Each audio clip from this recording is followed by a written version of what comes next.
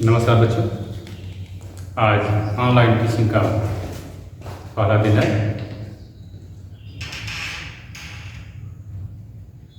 तो आज हम शुरुआत करते हैं हिंदी व्याकरण का पहला लेसन, पहला पाठ, जनसंचार माध्यम। जनसंचार माध्यम क्या है, इसकी विशेषता क्या है, या इसका अर्थ क्या होता है, ऐसा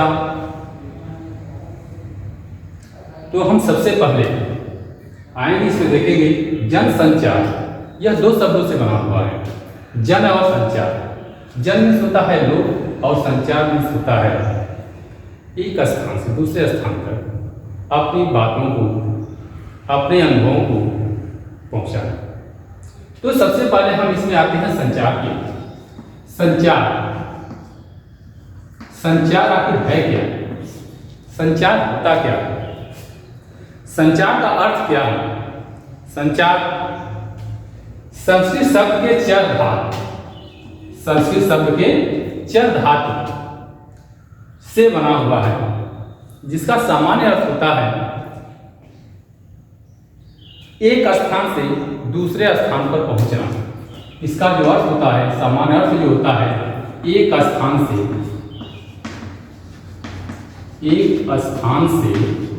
दूसरे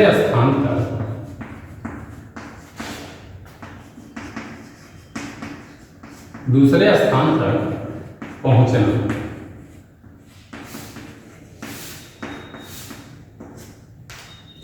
यह संस्कृत के चर धातु से इसकी उत्पत्ति हुई है, संचार।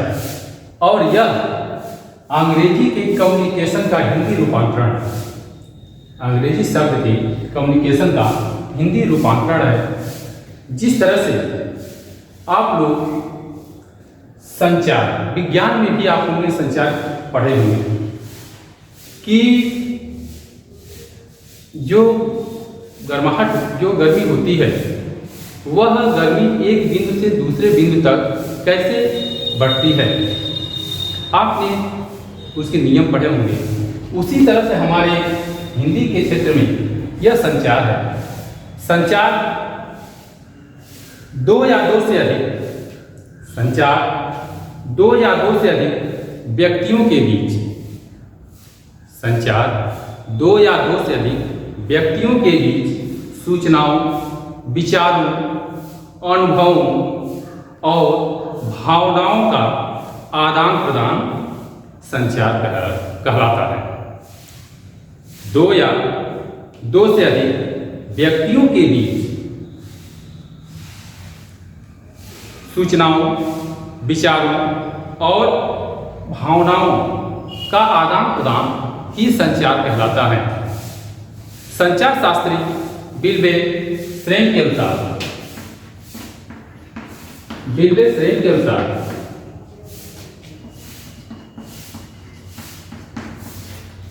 संचार शास्त्री विल्बे श्रेन ने कहा कि संचार अनुभवों का साझेदारी है।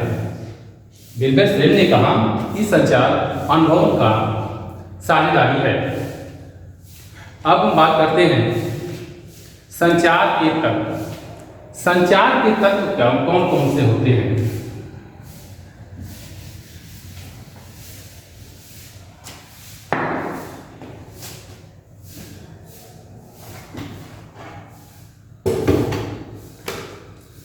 संचार के तत्व,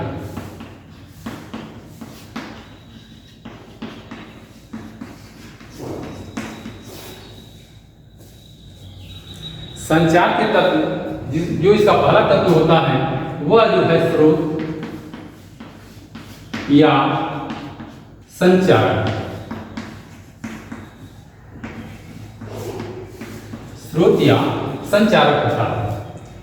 संचार के तत्व में पहला जो पॉइंट आता है वह स्रोत या संचारक। स्रोत या संचारक क्या होता है। स्रोत या संचारक जो संचार प्रक्रिया को प्रारंभ करता है। स्रोत या संचारक क्या करता है कि वह संचार प्रक्रिया को प्रारंभ करता है। व्यक्ति अपने संदेश या सूचना को अन्य तक पहुंचाता है। व्यक्ति अपनी सूचना या संदेश को व्यक्ति तक पहुंचाना चाहता है, जो व्यक्ति पहुंचाना चाहता है वही व्यक्ति जो है स्रोत या संचारक होता है, वही व्यक्ति जो है स्रोत या संचारक होता है। इसका जो दूसरा पॉइंट होता है वह जो है एनकोडिंग या उत्पत्ति।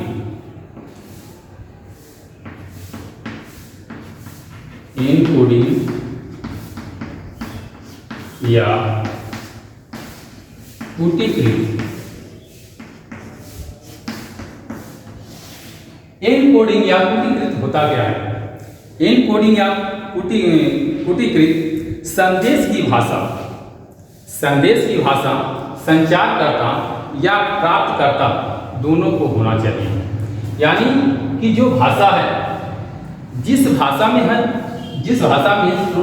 स्रोत या संचारक जो है संदेश को भेज रहा है, वह भाषा एनकोडिंग या जो प्राप्त करता है वह भाषा जो है उसको समझ में आ रही है क्या, आ रही है या नहीं।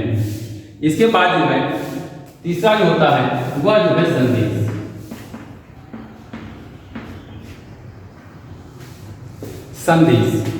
संदेश क्या होता है? सफल संचार के लिए संदेश का स्पष्ट होना और सीधा होना आवश्यक है। अगर हमको जो है स्पष्ट संचार करना है, अगर जो है हमें स्पष्ट संचार करके बात करना है, तो इसमें जो है संदेश वह स्पष्ट और सीधा होना चाहिए। जो फोर्थ पॉइंट होता है वह जो है माध्यम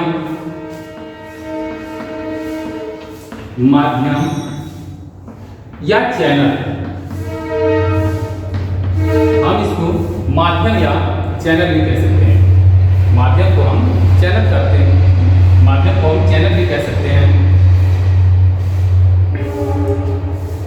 तो माध्यम या चैनल है क्या? इसमें जो है संदेश को किस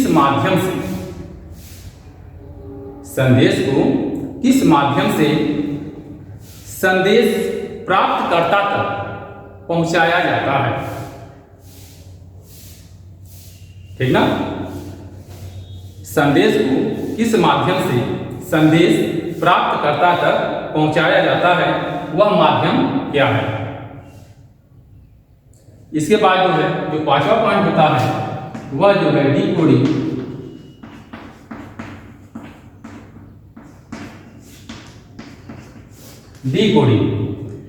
डिकोडिंग क्या है? प्राप्त संदेश में निहित अर्थ को समझना। डिकोडिंग का जो अर्थ होता है प्राप्त संदेश में निहित अर्थ को समझना। अगर उसका अर्थ समझ में आ रहा है वह जो है डिकोडिंग होता है। इसके बाद छठा पॉइंट होता है वह जो है फीडबैक।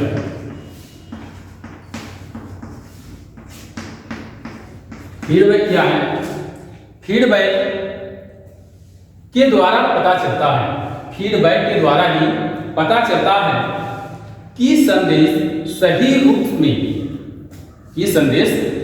रूप में प्राप्तकर्ता तक पहुंचा या नहीं। फीडबैक से यह पता चलता है कि जो संचारक या स्रोत जो संदेश भेजा है वह संदेश प्राप्तकर्ता तक सही रूप में पहुंचा या नहीं पहुंचा। इसके बाद जो अगला पॉइंट होता है शोर। अगला पॉइंट जो है वह शोर होता है। शोर का क्या मतलब है? इस हमारे संचार माध्यम में, इस संचार के तत्व में आखिर शोर क्या होता है? शोर क्या है कि संचार प्रक्रिया में आने वाली रुकावटें शोर कहलाती हैं। संचार प्रक्रिया में आने वाली रुकावटें शोर कहलाती हैं। शोर मानसिक तत्व की भी हो सकता है और भौतिक भी हो सकता है। तो इस तरह से संचार के जो तत्व हैं वह स्रोत या संचारक, दूसरा जो है एनकोडिंग या पूर्तिकृत, तीसरा जो है संदेश, और चौथा जो है माध्यम, पांचवा जो है डिकोडिंग, छठा जो है फीडबैक और सातवां जो है शोर होता है। इस तरह से मैं एक डायग्राम बना के जो है आप लोगों को दिखा रहा हूँ किस तरह से जो है यह तत्व जो है आपस में काम करते हैं।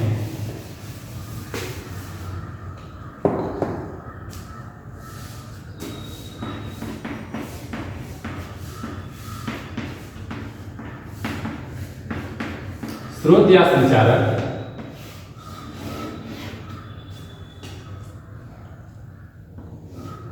संदेश को भेजता है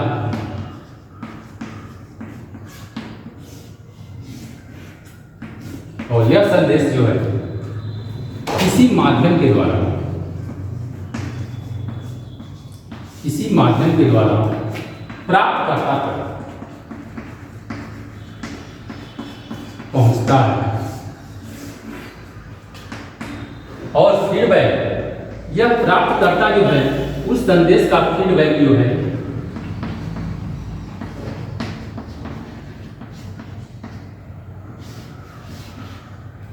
सीधा जो है स्रोत या संचारक को देता है और स्रोत जो होता है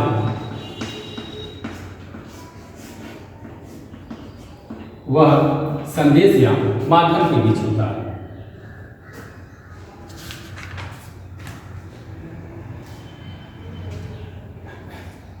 अब आगे चलते हैं संचार के प्रकार।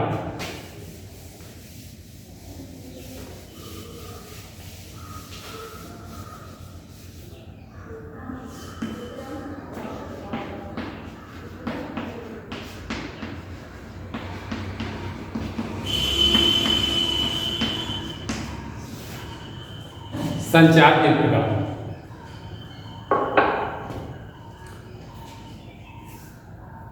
संचार के मुख्यतः जो है 5 प्रकार होते हैं। कई लोग जो है 7 प्रकार भी बताते हैं, 6 प्रकार भी बता देते हैं, लेकिन जो पहला प्रकार है सांकेतिक।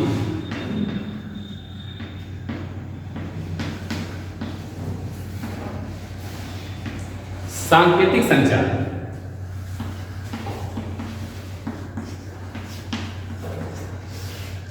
सांकेतिक संचार क्या है? जब संकेतों के माध्यम से या इशारों के माध्यम से बात समझाई या बताई जाती है। सांकेतिक संचार क्या होता है कि इसमें जो बात होती है वह जो है संकेतों के माध्यम से की जाती है। अगर हम चाहें तो संकेतों के माध्यम से भी बात कर सकते हैं, तो वह बात जो है सांकेतिक संचार के अंतर्गत आती है। तो इसी में अगर हम चाहें तो एक जो है मौखिक कर सकते हैं, मौखिक संचार, और दूसरा जो है कर सकते हैं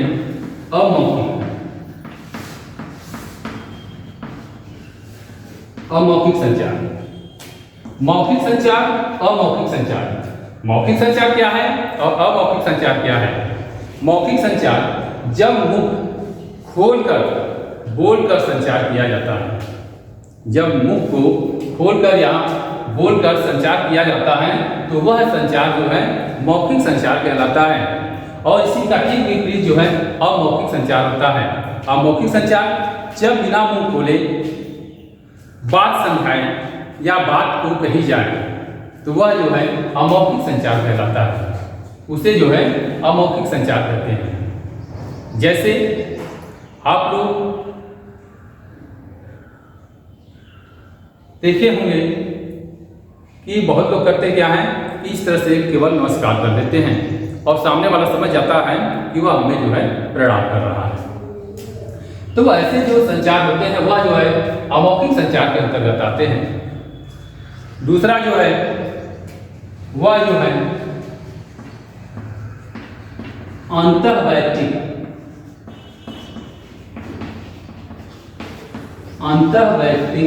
संचार। अंतःवैयक्तिक संचार क्या है? अंतःवैयक्तिक संचार में व्यक्ति क्या करता है कि इसमें व्यक्ति जो है स्वयं अपने आप से ही बात करता है और अपने आप से जब बात करता है तो उसका समाधान, उसका उत्तर स्वयं अपने आप से ही निकालता है। जब व्यक्ति अपने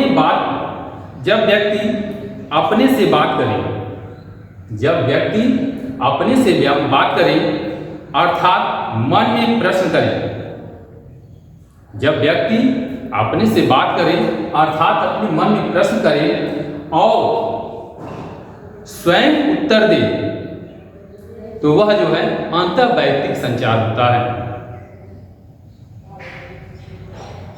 वह जो है अंतर्वैयक्तिक संचार होता है।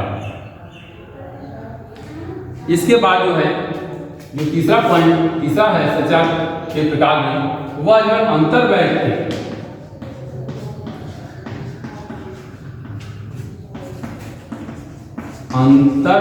संचार। अंतर्वैयक्तिक संचार क्या है? अंतर्वैयक्तिक संचार जब दो व्यक्ति आमने सामने बैठकर बातें करते हैं तो ऐसे संचार को जो है अंतर्वैयक्तिक संचार कहा जाता है। जब दो व्यक्ति आमने सामने बैठकर आपस में संचार करते हैं या आपस में बातचीत करते हैं तो ऐसे संचार को अंतर्वैयक्तिक संचार कहा जाता है। चौथा जो इसका प्रकार है संचार के प्रकार में, चौथा जो प्रकार है वह जो है समूह संचार।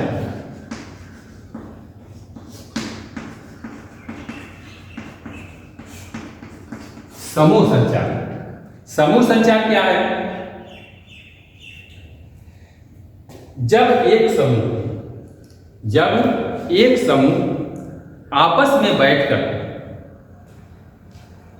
विचार विमर्श करे,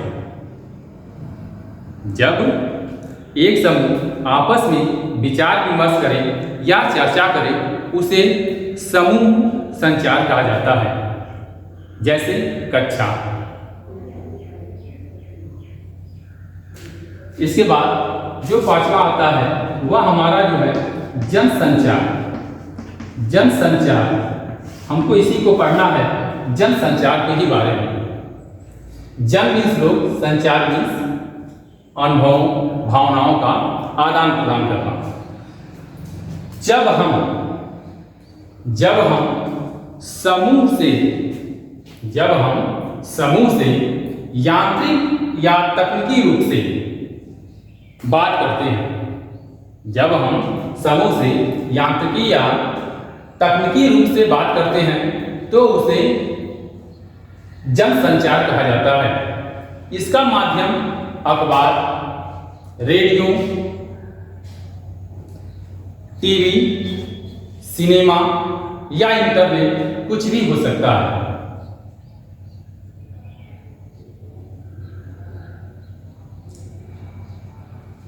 तो यह संचार के प्रकार हो गए। सांकेतिक संचार को चाहे तो हम दो भागों में कर सकते हैं, मौखिक और अमौखिक। मौखिक में क्या होता है कि इसमें जो है मुंह बोलकर बात की जाती है, संचार किया जाता है। इसमें जो है बिना मुंह खोले संचार किया जाता है। अंतर्वैयक्तिक संचार जो है यह व्यक्ति या मनुष्य जो है स्वयं अपने आप से प्रश्न करता है और स्वयं अपने आप से जो है उत्तर देता है, वह जो है अंतर्वैयक्तिक संचार कहलाता है। तीसरा जो है अंतर्वैयक्तिक संचार में जो है यह दो व्यक्ति आमने सामने बैठकर जो है आपस में जो है विचार विमर्श करते हैं, आपस में जो है संचार करते हैं। समूह संचार में क्या होता है कि जब एक समूह आपस में विचार विमर्श या चर्चा करे उसे जो है समूह संचार कहा जाता है। और जनसंचार में जब हम समूह से यांत्रिक या तकनीकी रूप से बात करते हैं या तकनीकी माध्यम से बात करते हैं उसे जो है जनसंचार कहते हैं। जनसंचार का माध्यम जो है रेडियो, अखबार, टीवी, सिनेमा या इंटरनेट कुछ भी हो सकता है। अब हमारा अगला पॉइंट है संचार के कार्य।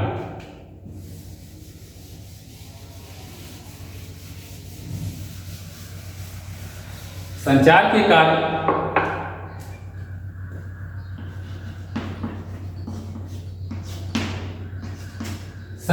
कार्य क्या है? प्राप्ति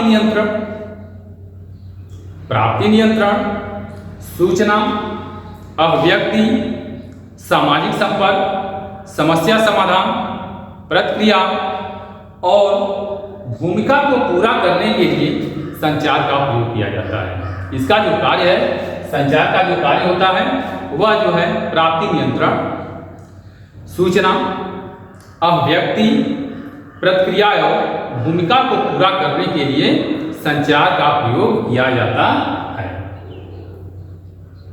आज के लिए बस इतना ही, बाकी हमारे नेक्स्ट वीडियो में करें।